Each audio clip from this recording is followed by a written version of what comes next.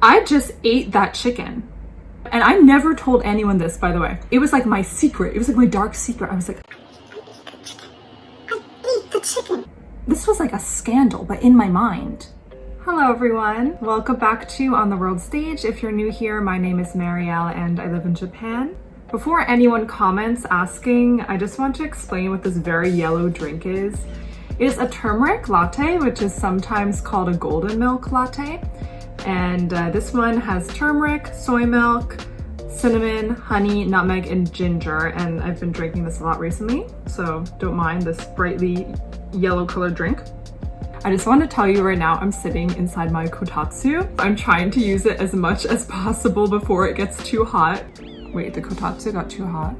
Anyway, so I did a poll on my Instagram and my YouTube just to get two different audiences' opinion, and the result was exactly the same. So when I asked on this poll what topic I should discuss in my next video, both of them said that I should talk about why I quit being a vegetarian. So that's what we're going to talk about today. I just want to give a disclaimer. This video is not telling anyone to quit being a vegetarian. I have no problem with people who are vegetarian or vegan. I was one for 8 years, so I support everyone's individual choices. That being said, this video is going to talk a lot about why it is quite difficult to be a vegetarian in Japan and why I made the very personal choice to quit my lifestyle, which I had been following for 8 years. So let's just dive right into it. When I was in my first year of high school, I believe, I decided to become a pescatarian, that is a vegetarian who eats fish. Now it's quite funny, it's kind of full circle, because the reason I didn't become full vegetarian, two foods. One was a very New York food. I didn't want to stop eating smoked salmon. I love smoked salmon on bagels. Other, and this was before I ever had the idea of living in Japan, I did not want to stop eating sushi. I love sushi. It was my favorite food before moving to Japan. So I decided to be a pescatarian instead of vegetarian. When I was in my first year of high school, I just had the thought, like, why don't I just challenge myself and become a vegetarian or a pescatarian? My mom was not thrilled. She would agree watching this. Once I started, I realized in America, it was quite easy to be a pescatarian or even vegetarian. And I continued to be one for 8 years without eating any meat. No, I didn't ever feel a craving for it. It just went away. I was really happy with that lifestyle, and I decided when I moved to Japan, I was going to continue it. Now, this was my kind of false perception of Japan from Western view. A lot of people think that it could be easy to be a pescatarian in Japan because fish is so popular. Sushi is so famous. Oh, there's dashi, there's the fish broth. Oh, fish, fish, fish. That's Japanese cuisine. Wrong. Wrong, I was.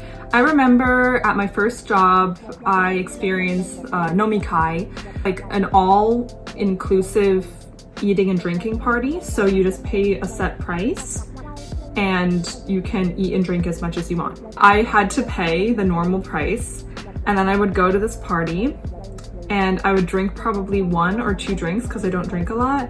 And then all I could eat, I remember, all I could eat was cabbage. There was just cabbage. Like, I couldn't eat any of the cooked things because it was all like meat skewers or like yakisoba with meat in it. And I just became quite annoyed, but I didn't want to burden anyone, so I didn't complain about it. The problem also came up quite unexpectedly when I would go to cafes, you know, the types that have a really small menu where it changes every day.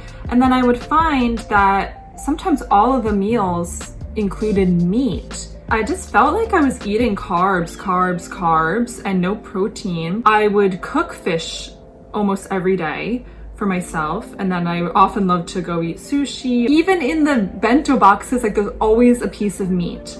So the bento box is important because that's when things started to shift in my perspective.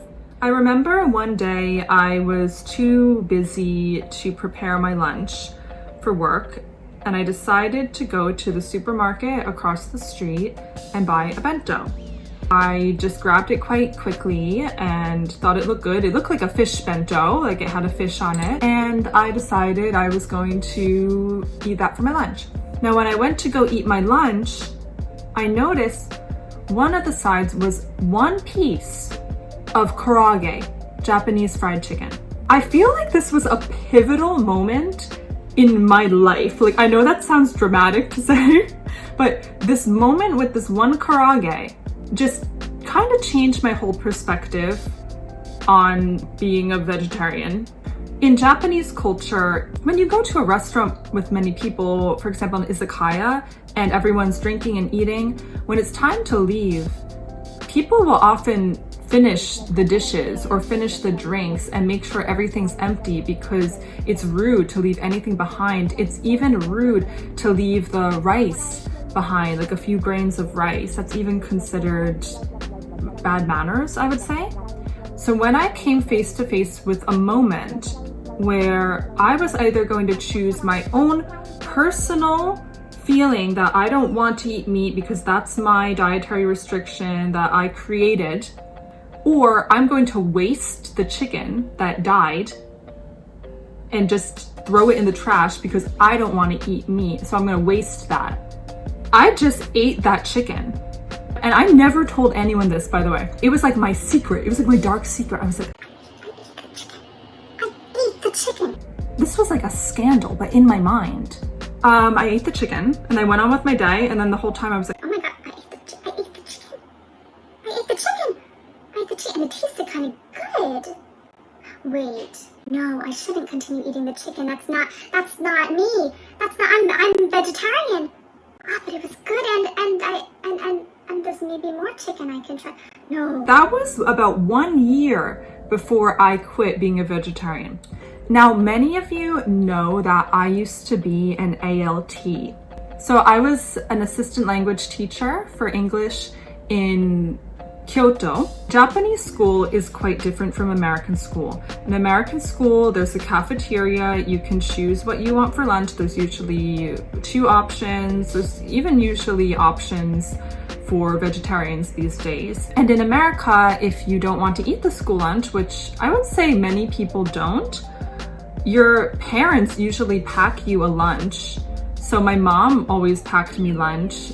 When I started to be an ALT, they asked me if I was going to eat the school lunch, but I told them probably I can't because it would have meat in it. So I started to bring my lunch every day, and I was getting like a lot of stares from the other teachers, and they were even asking me about it. They just like didn't really seem to understand why I was bringing my lunch with me. So one day I just decided I'm gonna try to eat meat, and I just told myself like it's okay to eat this. And after some talking to myself, I started to like it, and I just started to try many things, and I realized like there was this whole world that I had never experienced in Japan, even though I'd lived in Japan at that point for 2 years. I remember I went to the konbini, I just tried a nikuman, and I was like, oh my god, like the feeling when I tried the nikuman. One of my biggest inspirations from a young age was Anthony Bourdain, who sadly is no longer with us. But I used to sit at home and like dream of traveling and watch No Reservations or like all of his shows.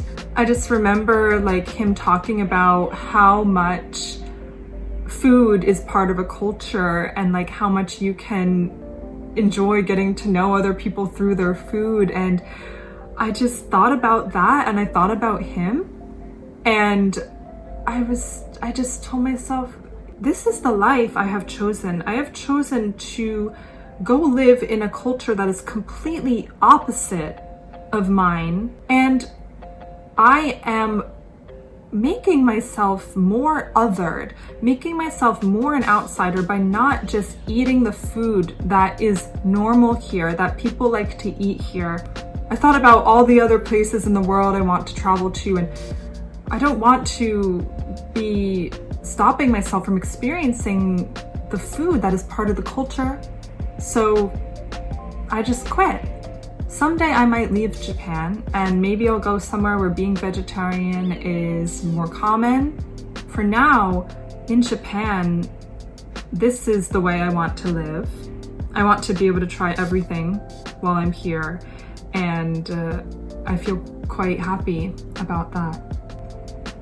But I want to say, above all, that the most important thing, no matter where you are, is that you express gratitude when you eat, especially an animal. So I really love the culture in Japan of just saying itadakimasu. It's very routine to many people to just say itadakimasu as a way to start eating, but it still marks the beginning of eating and it still is an expression of gratitude.